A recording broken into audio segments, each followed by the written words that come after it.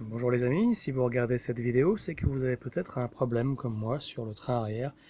Lorsque vous actionnez la pédale de frein générale, eh bien, les cieux arrière restent bloqués un petit moment.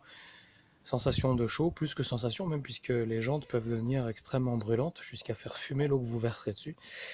Donc la cause, eh ben, ça se passe en dessous et c'est pas compliqué, contrairement à ce que ça m'a coûté pour le découvrir. Voilà, alors nous voici en dessous. Vous devez certainement, au centre de l'écran, remarquer la durite de frein. C'est le seul élément flexible en fait de l'attelage arrière. Une durite à 20 euros. Voilà, donc elle s'obstrue avec le temps. Et la pression donc, du mètre cylindre passe, parce que quand vous envoyez avec le pied 50 bars ou plus, eh ben, ça passe. Mais par contre, les mâchoires avec leurs petits ressorts n'ont pas la puissance de renvoyer cette pression quand la durite est obstruée, ce qui fait que vos mâchoires de tambour arrière restent collées. Collées, pas bloquées, mais bon, suffisamment pour en tout cas faire chauffer le train. Et moi, ça m'a recalé même un train de pneus au contrôle technique, puisqu'ils étaient réputés déformés. Donc voilà. Alors, conséquence de cette obstruction, forcément, on a tout démonté, hein, les mâchoires, on a regardé, cylindre de freinage, etc. On a fait aussi du coup une purge globale du réseau, ça a été intéressant. Mais on a aussi fait une grosse bêtise.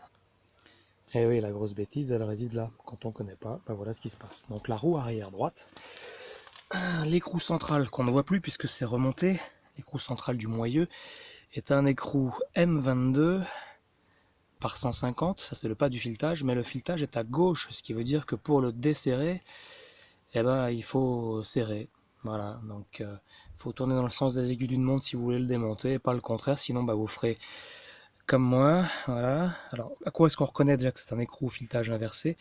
Il a des petites encoches qui sont sur les arêtes, voilà, contrairement aux écrous classiques qui eux sont sans encoche.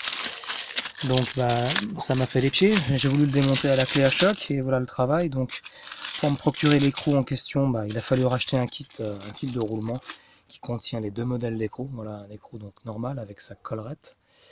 Et vous voyez, il n'y a pas de marque non plus. C'est un M22 par 150, mais vissage, serrage à droite. Voilà, on tourne dans le sens des aiguilles d'une montre, pas à droite.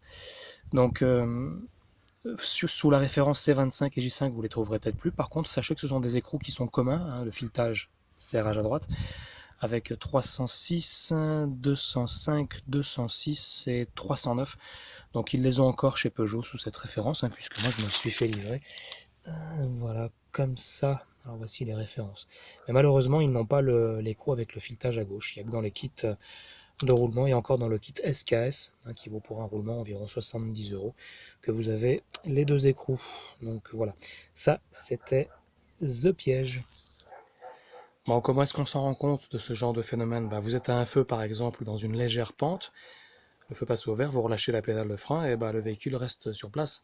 Tac, ça se décoince au bout d'un petit moment, vous commencez à reculer mais timidement. Là vous sentez qu'il y a une petite résistance. Et puis surtout quand vous rentrez chez vous, surtout après avoir transporté du lourd, une odeur de métal cramé est dégueulasse, hein. Donc ça, il n'y a pas de souci, touchez vos jantes arrière et vous aurez tout de suite la réponse. Donc si vos étriers, tout le petit fonctionnement du truc à l'arrière va bien, le problème c'est bien souvent la durite. Je vous conseille même de commencer carrément par elle, parce qu'à 20 euros, si elle est d'origine en plus, ça vaut pas le coup de s'en priver. Bon, dernière chose, mais ça vous le savez déjà, quand vous resserrez l'écrou du moyeu central, vous appliquez une certaine pression avec votre clé de préférence dynamométrique. Bon, moi j'en avais pas, hein. J'ai fait ça à la louche, mais vous revenez en arrière d'un huitième de tour à peu près. Voilà, vous serrez un peu fort, genre allez, on met une pression de 20-25 kg au bout d'un mètre, voilà, d'une tige d'un mètre, et vous revenez d'un huitième de tour en arrière, vous matez l'écrou, vous resserrez votre roue, etc. Et c'est parti.